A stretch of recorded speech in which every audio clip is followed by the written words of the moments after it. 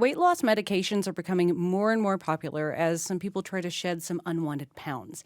A U of A researcher is looking into some of those unintended health consequences that might come with it. These studies are studies of Ozempic, Monjaro, and another drug that is not in the market yet. We know that these medications are extremely popular, but what we have observed with the research collectively is that as much as 25 to close to 40% of the weight that people are losing is muscle. These medications lead to a very substantial weight loss over a short period of time. People usually lose about 25 to 39% of weight loss, and that's over like 36 to 72 weeks.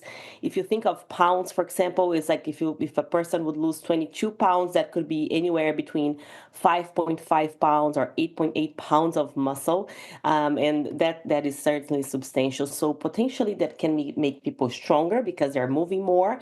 But muscle also is important, has more than just strength or functions related to movement or balance, for example, because we know that muscle is very important for our immune function. So when we lose muscle, it may be related to complications like increased risk of infections, poor wound healing. So that's why we want people to also think about muscle. We don't want to alarm anyone. What we want people to understand is that even with these medications, we can't forget about nutrition and exercise. If people go off the medications, for example, and they gain weight, this weight cycling can lead to even more muscle wasting, and it's easier for people to gain the weight back, and it's mostly fat.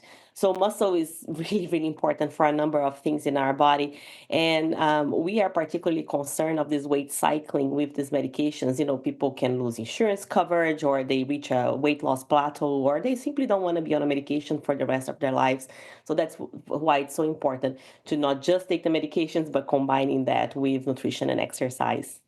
So, if you're on one of these medications, the message right now is not stop this medication, it's to pair it with other healthy behaviors. Muscle does much more than just helping us lift things. It's a very powerful organ that keeps us healthy in a number of ways.